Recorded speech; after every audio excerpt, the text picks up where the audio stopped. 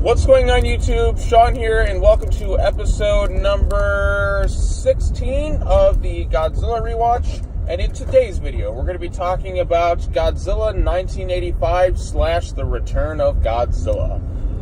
This movie is the start of the second series known as the Heisei series that spanned from this film all the way to Godzilla vs. Destroyer. And then obviously we had the American Godzilla 1998 film, and then we went right into the Millennium series, and then to the MonsterVerse / Toho / anime stuff. So yeah, we're starting the second series off with a bang. Godzilla 1985 is what I pretty much know this movie mostly as, until years later when I found out about the Return of Godzilla cut. Although on the title of the uncut version it just says Godzilla, but most people just refer to it as the Return of Godzilla from 84. So Godzilla 1985, we'll start with that version, then we'll talk briefly about Return of Godzilla. Since most of my connections come from 85, I only seen the Return of Godzilla cut once or twice, at least until I got the Blu-ray version of it, which I just watched again the other day. So Godzilla 1985, my history with this one is I had a 5-set VHS collection, and this was the first modern Godzilla film that I had ever seen, because back then, this is before the Millennium series started, and I was very, very, very little. So this is right before 2000 came out when I got this little VHS collection. I think it's around the time Godzilla 1998 came out. And I got this little tape collection. One of the 5 tapes on there was Godzilla 1985. So this was my first delve into the second series. I always found this one to be kind of eerie when I was younger. And I thought it was cool that, oh, hey, look, it's Raymond Burr. It's Steve Martin from the first movie, although they just call him Mr. Martin because obviously Steve Martin was a huge actor at the time. And I'm sure more audiences would laugh, but they wouldn't be laughing at some of the other hokey stuff that happens in this movie. I do like this one. It's not my personal favorite of the Heisei series. In fact, I put it second to the... honestly, this one and Biollante are my two least favorite in terms of the second series. I think Biollante is the weakest of the second series personally, and then I put this one right above that one slightly. But it does do some things right. For instance, Godzilla is menacing. His beam looks a lot better. His design is fantastic. This is one of the best, most pitch-perfect looking Godzilla designs I think I'd ever seen. In terms of the actual suits, some of the animatronics just look completely different and don't match up very well with the previous Godzilla suit. And yes, they do build some huge animatronics. There's a giant foot. There's a head that has more animated movements. So they actually up the budget and effects wise for this one, because Godzilla's coming back. He's menacing. There's no real oxygen destroyer or anything. They use sonic waves to lure Godzilla to drop him down a volcano and just kind of do the thing there. In terms of Raymond Burr's role in the movie, he's just there to shout exposition. Granted, he's the only redeeming quality to the English version, because all the other actors kind of suck, and they're not taking any of the material seriously. Raymond Burr is the only actor who's just when they were going to try and make a goofy comedy, he's no, Godzilla's nuclear metaphor is quite serious. It's the tone of the original I was in. Why would it all of a sudden just be this wacky, goofy comedy? No, you got to take the material seriously. This is Godzilla, for crying out loud. So I feel all the lines of dialogue that he was given, he pretty much tweaked himself. I really like his ending speech, though. I think his ending speech is really powerful and moving at the end of the film. He's the only actor trying, and it just goes to show you that he's a serious actor. He likes to take the material seriously that he works with, and it's that persona that helped elevate the original Godzilla, King of the Monsters, the American version, to where it is today. Because without Raymond Burr taking it seriously, we could have gotten some other Joe Schmo who didn't take it seriously, just took it oh, look at that Godzilla there, blah, blah, blah, blah, blah. Although that would be kind of funny. Raymond Burr is what helped elevate that first Godzilla film. Without him in that role, who knows where Godzilla would be today. He is a very, very important person in terms of the Godzilla franchise, and he's not even in the original Japanese version. He's only in the 2 English versions. So he felt more organic in the previous film. Okay, I could see this guy being there reporting on the whole story as a newspaper guy. But seeing him in this one, it just feels you're just here to help pad the runtime and talk about things about Godzilla and different things. Granted, when he talks about Godzilla, it still is interesting because, like I said, he's a good actor. When he takes the material he's given, gives it some nice weight to it. His ending speech is great. But the rest of it, the military scenes in the U.S., are just really tacked on and forced and don't need to be there at all.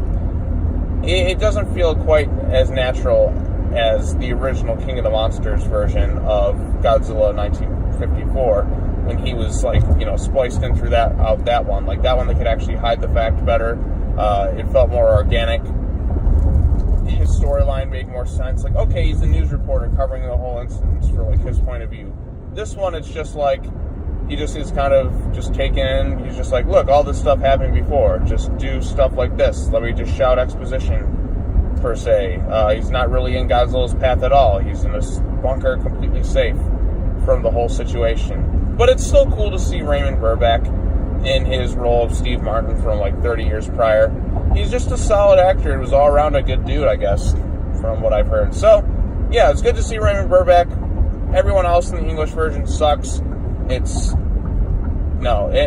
mean, they're always drinking their Dr. Pepper because that was the big thing at this time. Like, Dr. Pepper was a huge advertiser for this movie, or like, it's a huge bit of product placement. So whenever I watch this movie, I deliberately don't drink Dr. Pepper. Actually, no, I just don't drink Dr. Pepper in general. It's not one of my favorite drinks. I mean, I'll drink it if it's available, but, yeah, I mean, yeah, this movie, I always like to think of Dr. Pepper. It's just like a huge Dr. Pepper product placement right there. I believe this one was distributed by Roger Corman, who, if you all know, is like done like 1,000 movies, all these different B films. So that's cool and all. It was the last American Godzilla film to receive, like Toho Godzilla movie, to receive a theatrical release until Godzilla 2000, because the rest after this would be straight to home video. But it was cool to see, I guess, the new wave of Godzilla films. There's a lot of Showa films that I like a lot more than this one, per se.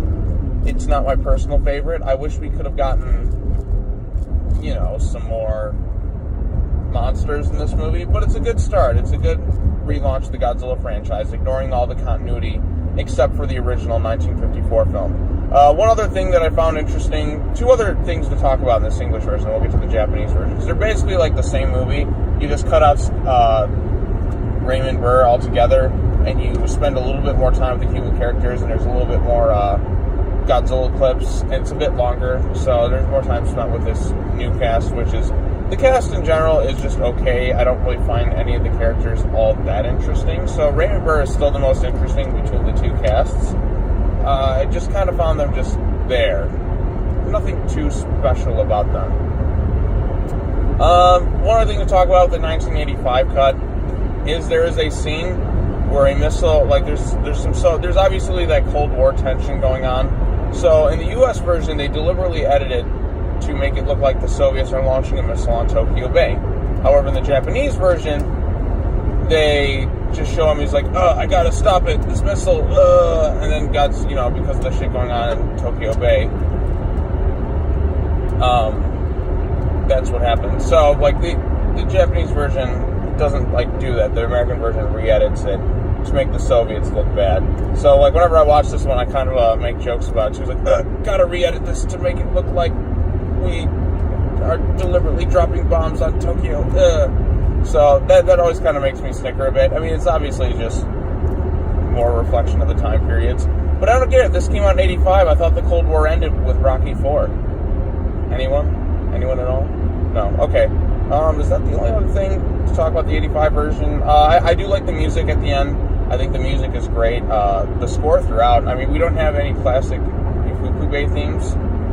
It's just something completely unique in its own. So, especially like the ending music.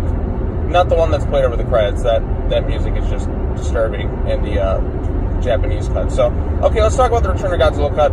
Basically the same movie, just a little bit more scenes of Godzilla with people kind of reacting. No Raymond Burr or anything that feels completely tacked on and out of place. Although they did a decent job editing Raymond Burr into the 85 version. It just doesn't work quite as well as the original King of the Monsters, where we saw things like from his point of view of the disaster. So they just worked it in better in that version as opposed to this one. And there really isn't too many other differences, so you just cut out Raymond Burr. Another thing I liked is we got to see these little sea lice things that live off of Godzilla, these weird radioactive things. The effects work isn't that good. but these things would drink blood. Like, there's a really creepy spot where, like, some guy goes and finds, some guy who's sailing on his boat finds this other ship that came across Godzilla, and then the whole crew is pretty much dead. Like, they look like, I don't know if you've ever seen The Mummy or The Mummy Returns, like, when Imhotep assimilates all their organs and stuff, like, just sucks the life out of them to regenerate himself. That's kind of what it looks like. It's just like the whole bit of them is just gone. Like, all their blood and everything sucked out of them, and they're just like skeletal corpses. And there's only one dude who survived, thankfully, I guess. Yeah, it was cool to see that. There's a bit more extended sequences of that. There's a few extra shots of Godzilla, and then there's some more character moments spread throughout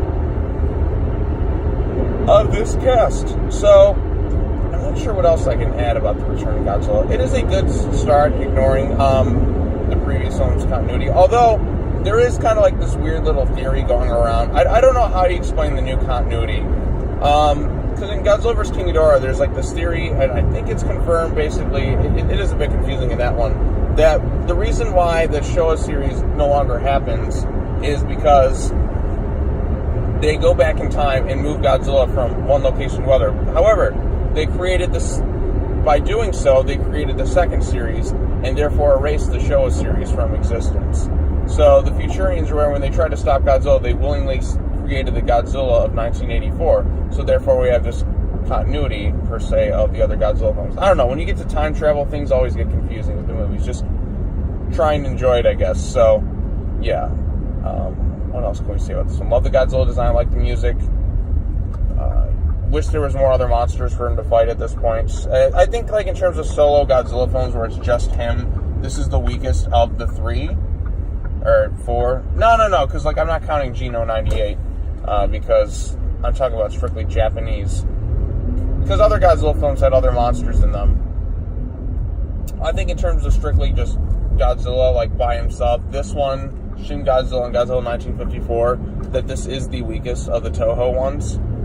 I think those ones are just more engaging. There's a lot more emotion involved in them. The casts are more... I mean, Shin Godzilla's cast isn't that great, but it's the visuals and, like, the haunting atmosphere of that film that make up for it, as opposed to, like, this one that doesn't... It has moments of it, but this one really does kind of drag throughout the film. Maybe it's because I watched both versions back to back, and watching the same movie again in a row just kind of is a little bit more draining, per se. But, like, the 85 version, a lot of it's just tacked on and just feels kind of out of place. It's not all that great. And same with, not necessarily same with the Japanese version. It's just that watching it back to back, I've kind of realized that, like, I used to like this one. It never was one of my personal favorites. I can see some appeal to it. It just doesn't work for me quite as well as some of the other films. It's just the cast, some pacing moments. The spectacle, there's some good stuff. Oh, the Super X. The Super X. This is one thing I do like about it. Instead of another monster, they have, like, these super vehicles that they started showing up. Like, Super X1 was in this one. Super X2 is in versus Biollante. And then the Super X3 comes back in Godzilla vs. Destroya. I love the Super X. I love its little theme music.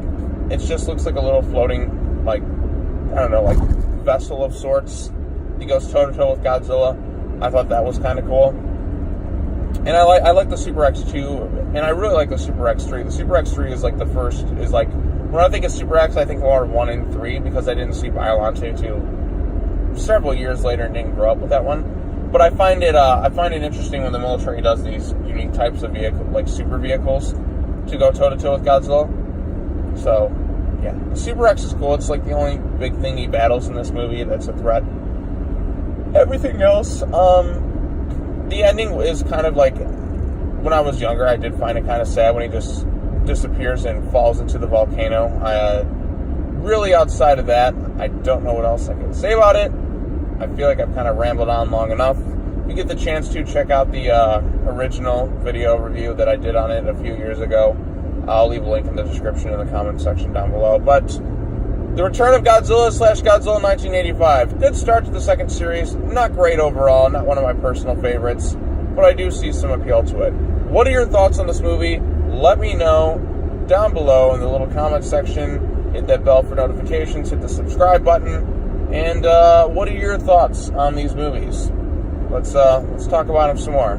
All right, be sure to come back tomorrow as we talk about Godzilla vs. Biollante. And then after that, we can go on to one of my other personal favorites, the Godzilla franchise. So, look forward to that. Take care now. Bye-bye then. I'll see you next time.